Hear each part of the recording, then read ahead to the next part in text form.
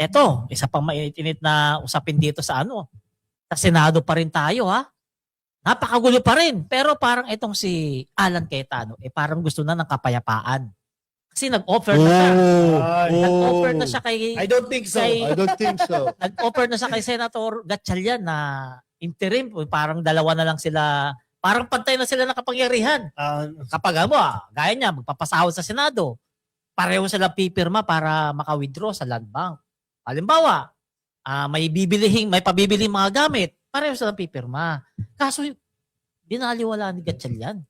Kasi paniwala ni Gatchalian, siya talaga ang legit dahil siya ang kinikilala ng Malacanang at saka ng Etsuara at ng iba pang mga institusyon. Correct. At si Cayetano, hindi pinansin yung offer niya kasi hindi nga naman talaga papansinin kasi hindi naman na talaga siya yung Senate President.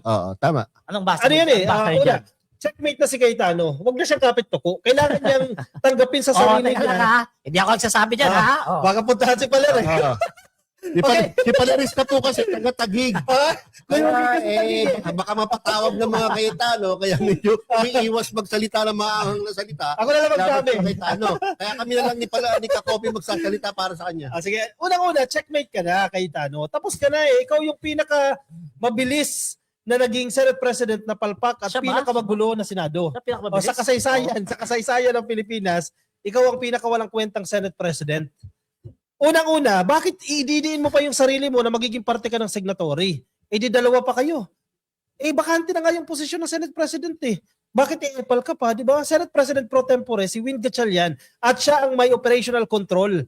Mismong Land Bank of the Philippines, yung pirma niya sa pasweldo, sa payables, nire-recognize na. Ikaw, nobody ka na lang dyan. Senador ka na lang. Wala ka ng kapangyarihan. Ito, Kakopi, Palerista, para sa akin, si Alan Peter Cayetano ang hindi lang shortest Senate President, kundi worst Senate President of the universe. So, ibig sabihin, lahat ng Senate President sa buong universe, ito si Alan Peter Cayetano. No? Talagang kakaiba talaga to. Kakaiba. No? Yung ginawa niya sa House of Representatives noong 2020, yung pag hindi niya pagsunod sa gentleman's agreement with Speaker Lord Velasco, no? Dinala pa sa Senado. Dumi talaga eh, no? Hindi dinala sa Senado, hindi nahihiya. Di ba? At nung isang araw, nakakatawa. Ano ba yun? Palerista sa isang araw. Merong event. Kasama yung PCCI event, di ba? Philippine Chamber of Commerce and Industry. Andyan yung mga mayayaman yung mga tao dyan. Mga Chinese Filipinos sa mayayaman. Andyan yung mga ambassador representatives ng Chinese Embassy. Tapos katabi ng ambassador ng Chinese Embassy, si Alan Peter Cayetano. Lumapit kay First Lady. Nandun? Oo, lumapit. Umagaw ng pwesto at may bubulong-bulong. Ano kaya binulong? Ano sabi ni Yusek Claire Castro? Friendly talks. Friendly talks. O bakit nagpapalakas? Di ba, binabanatan niya yung Malacanang. Hindi, before that, di ba binabanatan niya si PBBM? Sandro Marcos, umaga lang yung binabanatan. Tapos, pagdating ng gabi, bubulong-bulong kay First Lady, nakala mo bubuyog na di mo malaman, no? Baka sabi, walang personal. Sorry. Basta si Cayetano, yung bibig niya, dinikit niya talaga sa tenga at sa pisngi. Paano kung mabaho yung hininga mo, di ba? Oo nga. Wala ba sa camera? Kita talaga. Wala It's also kay First Lady. Walang protocol eh. Si First Lady, common ano naman yan, dissenting tao. Siyempre, hindi naman siya pwedeng bastusin. O issue. Hindi siya gumawa ng issue eh. Wala, hindi niya ginawa. Pag sa'yo yun, bumulong ng ganon. Kung ako yun, kasi si First Lady, syempre, very gentle, very very yan eh, prim and proper. Alta yan eh, prim and proper, no? So, pinabayaan niya lang, nakinig lang siya, tingin pa, nanonood pa rin siya sa kung ano nangyayari. Pero nasaktan siguro, paminsan-minsan sumasagot. Nasaktan yung mga DDS, kasi nung pinost natin yan, di talaga sila makapaniwala. Sabi nila, AI daw. Sabi nila, AI yung video na yan, edited yung pictures, luma na yung pictures, di nila matanggap na, kasi parang lumalabas, nag-traitor na naman si Cayetano eh.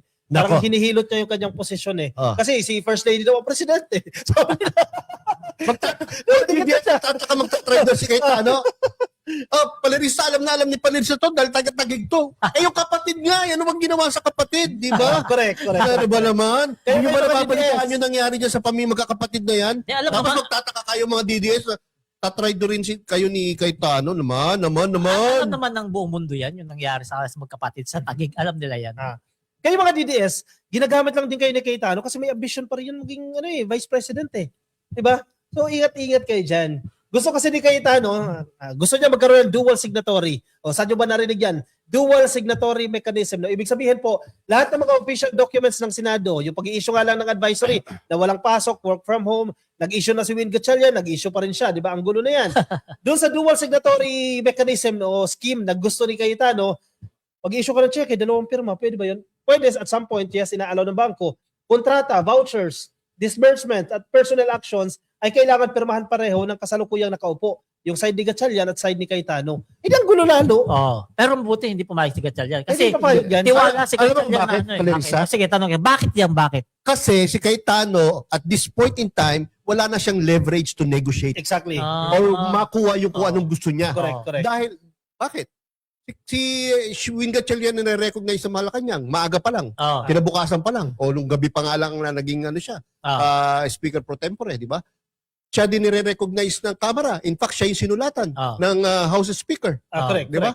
Tungkol sa, di ba, merong pinadalang letter sa Senado.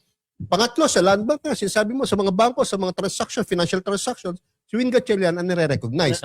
So, pagdating sa punto na yon, de facto, hindi na lang formalized, pero de facto siya na Senate President sa totoo lang. At saka hindi lang yan, Diba? Yama. Siya na, de facto, Hindi lang yan. Senate President. Pati yung pambansang aw-aw. Sinibiste.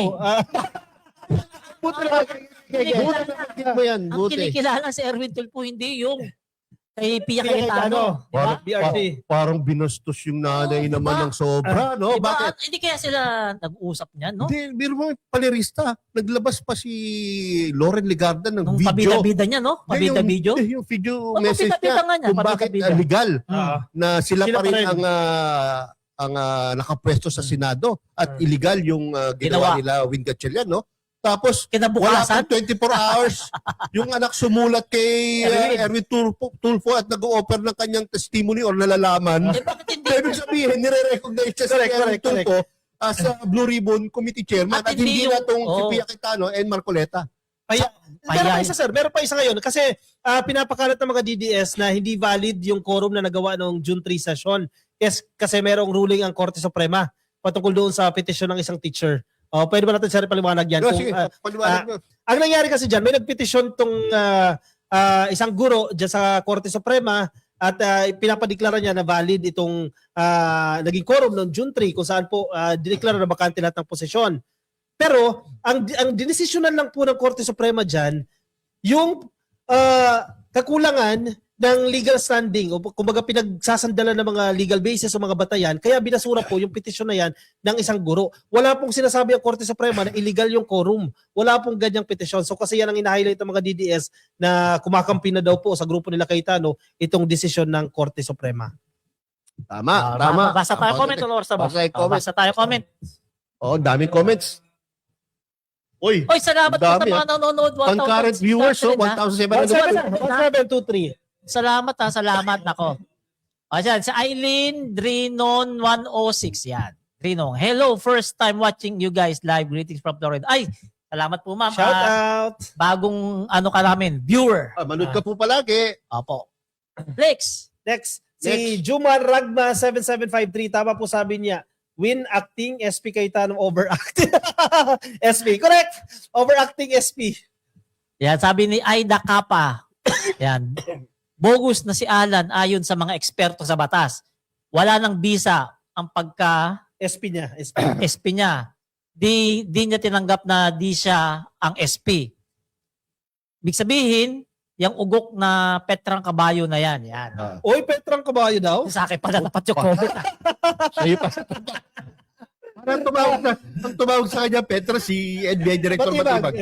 The worst traitor SP in the universe. So throw Ito him si, out of si any Lito worst Carillo. Matagal lang loyalista. Uhaw na uhaw sa recognition si Cayetano. Correct. Sabik na sabik. Gusto maging Vice President. Totoo. Next. Lanor Ranay. Good evening sa mga tatlong gwapong ka-BBM. Lalo na kay Yayam. Laks. Dagdag mo lang ate, sir eh. Dagdag ko lang yun. Ano daw, si Lanor Ranay. Gwapong ka-BBM. Edwin Lagumbay 5573, kapal talaga ng mukha ni Mr. 10K. Pati magkapatid na yan. Pag makita ko yan, sasapakin ko agad. Bawal po yan, ha? Anyway, si Erwin Tulfo, binawi niya yung pangingiwelyo kasi ang becoming yan. Hindi, understood naman kaya Tulfo, matapang kasi talaga yan eh. Teka, shoutout sa kaibigan ko, Elena Elarde, galing sa Yan. Hong Kong. Hello, Elena. Marco Odlado, yan. Odlabo. 18 mali-maling tanga with attorney Balibag. Yan. May 14 morons pa. Yan. 7 idiots pa daw sila. Wala naman niniwala. Ito si regular viewer natin since the beginning. Mahigit 50 episodes na, no? Pero nanonood pa rin siya. Maria Estrella Platetti from Illinois, USA. Nagsisend pa ng stars lagi yan si Ma'am Watching Maria. from Chicago, Illinois. Salamat God po, bless. Mama. Salamat po, Loyal mga. ka. Salamat. Ayan. Si Rodel Dalit 6931. Tanggapin kaya si Padilla ni Gatchalian? Eh ako, wag na siya lumipat. Mahaluan ng bulok na kamatis yung majority.